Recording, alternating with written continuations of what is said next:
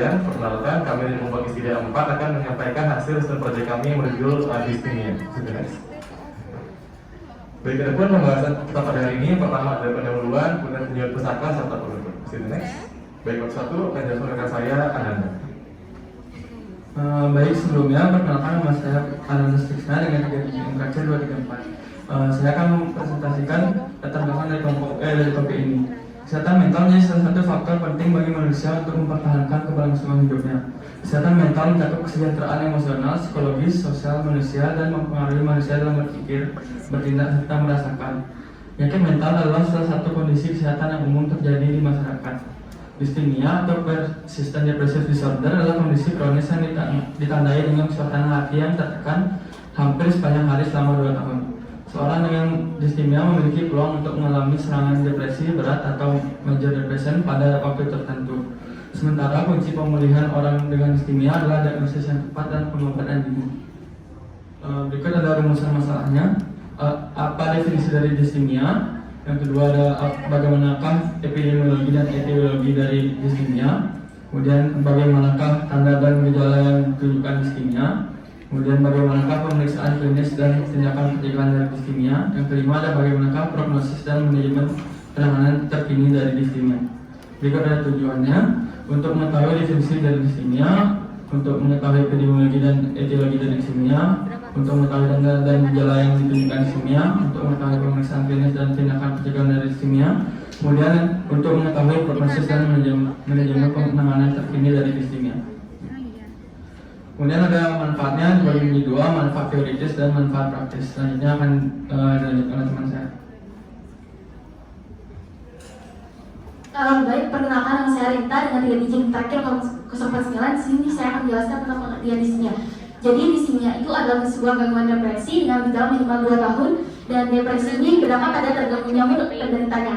Nah, distimia ini adalah gangguan depresi dalam jangka waktu yang lama atau depresi persisten. Secara etimologi, distimia berasal dari bahasa Yunani yang terdiri dari kata dis yang artinya sakit dan timia yang artinya emosi. Nah, pada awalnya bapak kedokteran nama Hippocrates mendeskripsikan bahwa distimia ini awalnya adalah individu dengan ciri yang lesu, tidak percaya diri, maupun individu yang khawatir sebagai temperamen melankolis.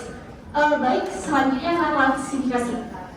Jadi klasifikasi distimia itu didasarkan pada komorbiditas atau gejala yang menyertai. Nah, kebanyakan komorbiditasnya adalah gangguan kecemasan. Jadi yang pertama, klasifikasi anxious distimia adalah distimia dengan kecemasan. Kemudian yang kedua, negative distimia adalah distimia dengan kecemasan. Sekian dari saya, epidemiologi akan dilanjutkan oleh rekan saya. Terima kasih. Baik, selamat pagi dokter dan juga teman-teman. Perkenalkan, nama saya Elsie Barsua dengan 3 digit terakhir 026. Di sini saya akan membahas mengenai epidemiologi dari distimia, yang mana secara umum distimia ini terjadi pada anak-anak dan juga usia remaja. Kemudian mengenai prevalensinya, ada banyak sekali prevalensi, di mana pada tahun 2017 dari data Global Burden Disease dikatakan bahwa Amerika Serikat menempati ranking pertama penderita distimia sebanyak 16 juta kasus, sedangkan di Asia Tenggara termasuk Indonesia di dalamnya yaitu sebesar 11,11%. Kemudian berikutnya di next slide. Di tahun 2019, menurut data dari Global Health Metric, dikatakan bahwa distimia ini menjadi penyebab ke-13 dari beban kesehatan total dan juga penyebab ke-7 dari beban kesehatan non-total. Kemudian, tahun 2019 juga dikatakan bahwa distimia ini menyumbangkan sebesar 9,66 juta terhadap disabilitas adjusted life years, di mana dia telah menyumbangkan sebesar 7,7% terhadap gangguan mental. Di next slide. Berikutnya di tahun 2020 hingga 2022 terdapat beragam sekali penelitian yang membahas mengenai prevalensi distimia. Yang pertama adalah penelitian oleh Patton dan Bruce, di mana dikatakan bahwa distimia mencapai 3,3% dari populasi yang ia gunakan dalam penelitian tersebut. Kemudian penelitian terkini oleh Dixon et al. Menggunakan sekitar 1.200 populasi dikatakan bahwa distimia pada perempuan itu lebih tinggi, yaitu mencapai 26,38% dibandingkan pada laki-laki yang hanya mencapai 18,33%. Baik, sekian yang dapat saya sampaikan, akan dilanjutkan oleh rekan saya. Baik, jadi terima kasih. Selamat pagi teman-teman dan dokter semua. Perkenalkan, nama saya Taman Gede Lamari Chandra dengan 3 digit terakhir 214. Jadi untuk etiologi dari distimia, sebenarnya distimia ini sampai saat ini belum diketahui apa penyebab pasti dari distimia, tetapi kita bisa melihat dari kelainan fisiologis dan psikologisnya itu dapat dikaitkan dengan yang pertama gangguan tidur, yang kedua peristiwa masa kanak-kanak yang parah, yang ketiga perceraian, yang keempat pikir serius. Nah, dan untuk distimia ini itu lebih sering terjadi pada orang yang cenderung memiliki sifat antisosial serta individu dengan kepribadian yang terbatas. Next slide. Baik, untuk faktor risiko dari distimia itu salah satu dari faktor eksternal, itu kita ketika kita memiliki kerabat dekat yang menderita depresi berat atau gangguan depresi lainnya. Lalu yang kedua, peristiwa kehidupan yang traumatis atau penuh tekanan seperti kehilangan orang yang dicintai atau masalah keuangan, dan masih ada banyak lagi. Dan salah satu hal yang mungkin unik dari distimia ini, penyakit distimia ini lebih cenderung itu diidap oleh wanita, dan dengan faktor risikonya yang pertama itu bisa terjadi kekerasan kepada anak, lalu terjadi kerusakan di rumah tangga. Mungkin sekian dapat saya sampaikan, saya akan memberikan itu saja. Terima kasih. Baik, terima kasih untuk waktunya. Perkenalkan, saya Alvin Nanda dengan 351 Baik, di sini saya akan menjelaskan diagnosis dari distimia itu sendiri.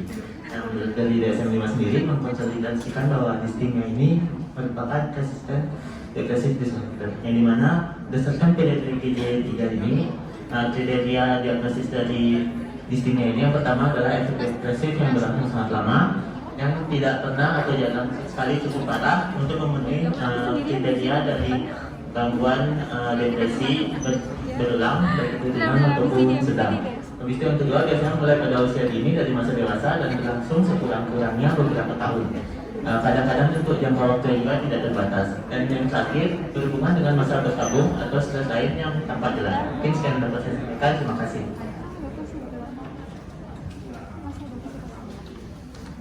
Baik, sebelumnya terima kasih atas waktunya.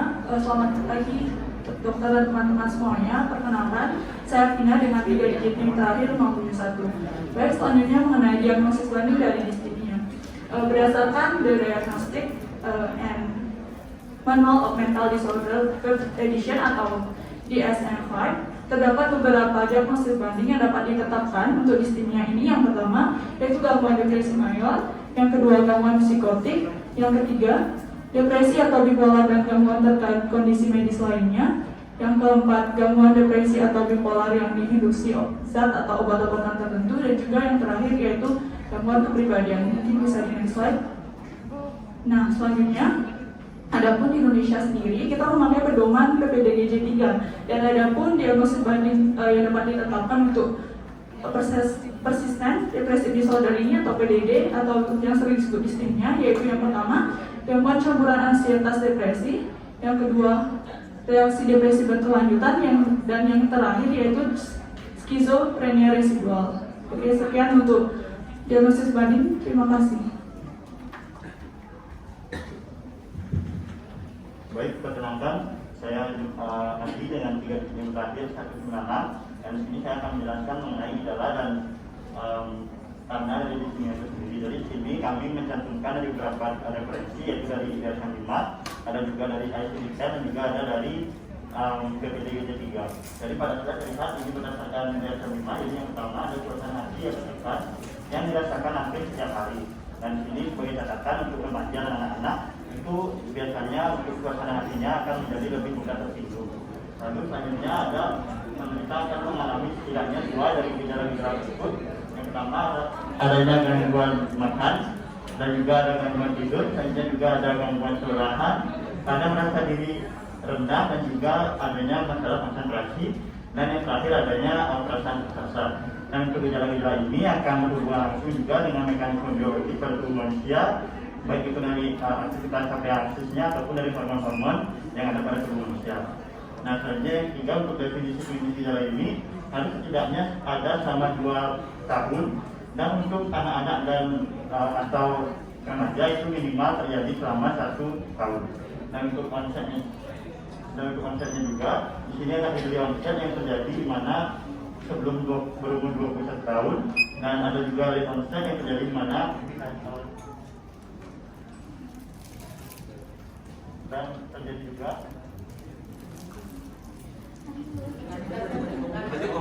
selanjutnya ada late onset yang terjadi di mana kita berumur di atas 21 tahun. Next. Dan selanjutnya ada berdasarkan ICD-10 di mana gejalanya kurang lebih sama, dan di sini ada gejala utama dan juga gejala tambahan. Dan di sini yang perlu kita perhatikan adalah adanya ide untuk penderita itu melakukan bunuh diri. juga ada berdasarkan studi juga.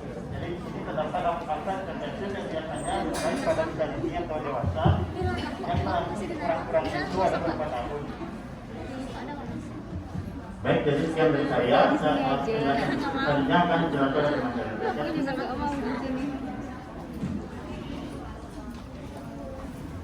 Baik, selamat pagi teman-teman dan dokter. Sebelumnya perkenalkan nama saya Dira dengan 3 digit kaki 197. Berikutnya saya akan menjelaskan mengenai dampak dari diskinia. Yang pertama itu ada mengidap penyakit kronis, lalu berkurangnya kualitas hidup, kesulitan untuk menjalin hubungan, terjerumus dalam penyalahgunaan zat, punya pikiran atau perilaku bunuh diri, selalu menimbulkan konflik dalam keluarga, mengalami gangguan kepribadian atau gangguan kesehatan mental lainnya, mengalami depresi berat, gangguan kecemasan dan gangguan mood lainnya, punya masalah di sekolah atau di tempat kerja karena menurunnya produktivitas. Sekian dari saya, berikutnya akan dilanjutkan oleh teman saya. Terima kasih.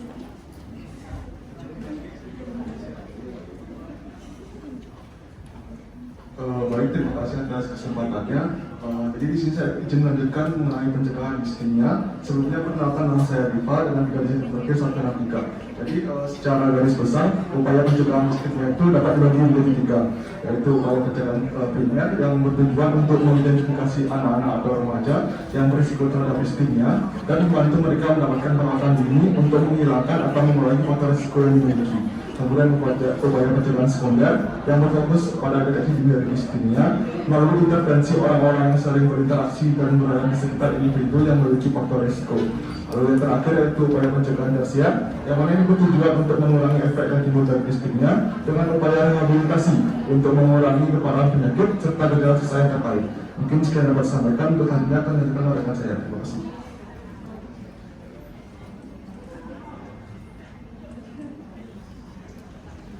Baik, selamat pagi teman-teman sekalian dan juga dokter. Saya ingin melanjutkan, dan di sini terdapat treatment dari diskinia. Yang pertama ada pharmacological intervention.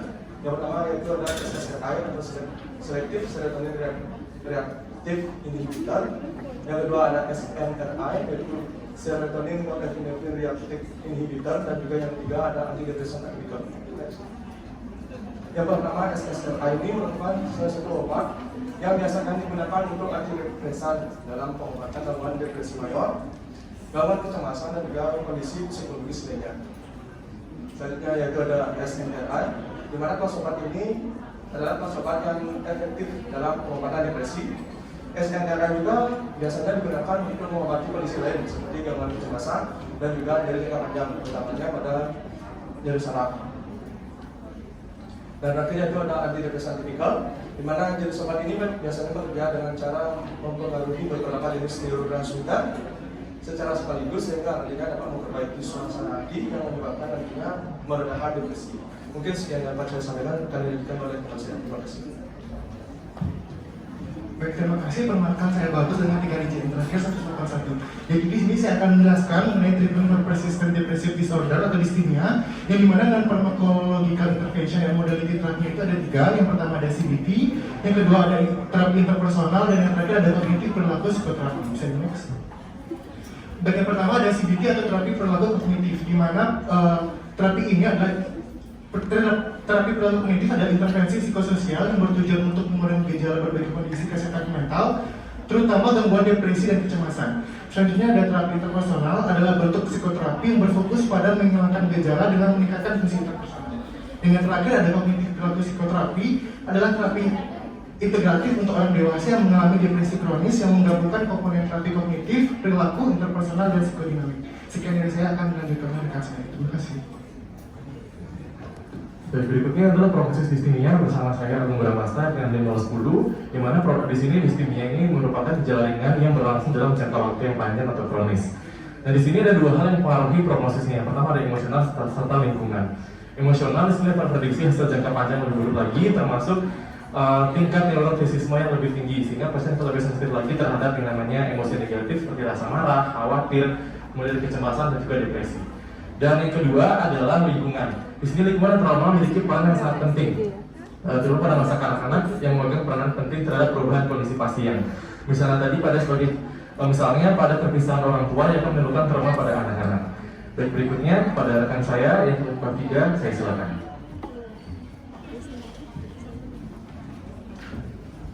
Baik, di sini saya akan membacakan kesimpulan. Jadi di sini sebagai gangguan depresi yang memiliki onset gejala minimal 2 tahun yang berdampak pada terganggunya suasana hati yang hampir sepanjang hari. Penyebab gangguan distinia sampai saat ini belum diketahui secara pasti dan spesifik, namun beberapa kelainan fisiologis telah dikaitkan dengan distinia. Berdasarkan PPDGJ 3 terdapat beberapa gejala distinia, yakni nafsu makan yang buruk atau makan berlebihan, insomnia dan hipersomnia, energi rendah atau kelelahan, merasa rendah diri, konsentrasi yang buruk atau kesulitan membuat keputusan, perasaan putus asa, dan suasana hati yang tertekan sepanjang hari selama lebih dari 24 tahun. Distinia dapat dicegah dengan beberapa cara, yaitu pencegahan primer, pencegahan sekunder, dan tersier. Adapun intervensi farmakologisnya yaitu SSRI, SNRI, dan antidepresan apikal. Dan untuk intervensi non farmakologi dan terapi modalitasnya yaitu CBT, terapi interpersonal, dan kognitif perilaku psikoterapi. Slide selanjutnya. Berikutnya ada saran yang dapat dilihat pada slide. Sekian presentasi dari SDD 4. Mohon maaf bila kesalahan kata. Terima kasih.